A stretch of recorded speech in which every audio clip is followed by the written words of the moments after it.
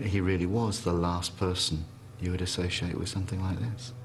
Brian Blackwell had written to his ex-girlfriend Amal from prison, begging to see her.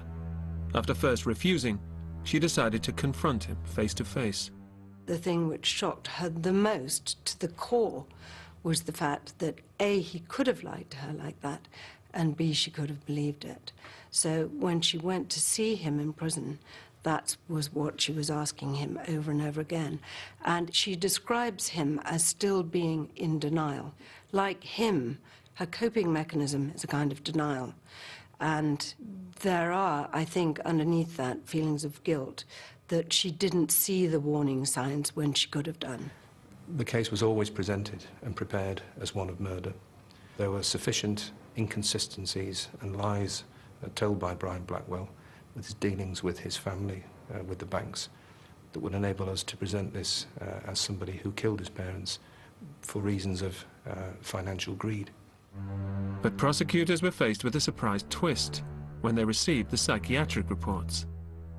The reports concluded that Brian was suffering from NPD, narcissistic personality disorder, which made him obsessed with fantasies of success, power, and brilliance. They said the brutal killings were the result of a narcissistic rage, not premeditated murder.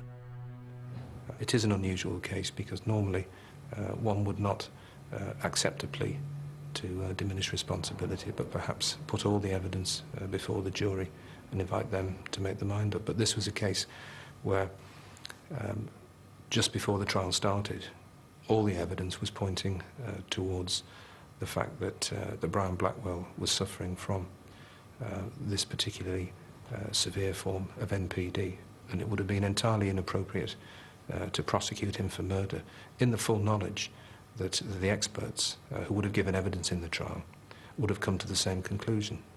We ultimately don't know what prompted him to kill his parents. There are possibilities which might fit in with his narcissistic personality. The first is that somehow or other the fantasy life that he created collapsed like a house of cards. He was going on holiday. He intended to spend a large amount of money. His parents were not going to permit this.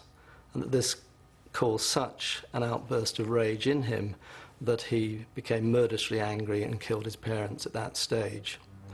There is, of course, an alternative possibility, and that would tend to indicate that his personality disorder is actually even more severe than most of the cases that one usually encounters, and that's that he was utterly callous, that this was planned, and that he effectively just dispatched his parents because they stood in his way. But at Liverpool Crown Court, the judge and prosecution team accepted Brian's guilty plea to 2 counts of manslaughter on the grounds of diminished responsibility. It meant Brian Blackwell would not have to face trial by jury. It's very easy to misjudge these killings and to assume what Brian did was cold and calculated, and in fact, all the evidence points to it being precisely the opposite. The prosecution, with all their experience, a very senior judge would not have accepted that manslaughter was the appropriate plea unless they were persuaded by a great weight of medical evidence that Brian was suffering from narcissism. During his court hearing, Brian Blackwell made efforts to show his remorse and how he was facing up to the enormity of the atrocities he'd committed. He read a letter out at court, and during the course of the letter he talked about the options he'd taken in hospital for anger management and coming to terms with what he'd done.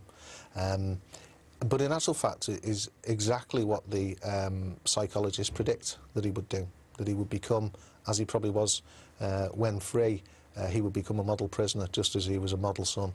And that would be very difficult for them to distinguish about a genuine attempt to rehabilitate himself and an attempt in actual fact to defraud the parole system. Sentencing him to life, the judge said Blackwell had shown breathtaking callousness in his chilling crime. He told him, "For a son to do this is almost beyond belief. But you are no ordinary son." What, of course, the judge did do was take account of Brian's age, and he took properly into account that this is a plea to manslaughter rather than murder, and the life sentence was discretionary rather than mandatory. So at the same time, Brian is eligible to apply for parole in 5.5 years' time. And that's a reasonably short period, because it reflects that should he make significant and sufficient progress whilst he's in custody, and once he's assessed by experienced psychiatrists, if he poses no danger to the public, then there's no reason at all why he shouldn't be released in 5 or 6 years' time. Whether his expectations are that he will be released, I think that's probably something he's actually quite realistic about. That the chances are that, if ever, it will be a long, long time in the future.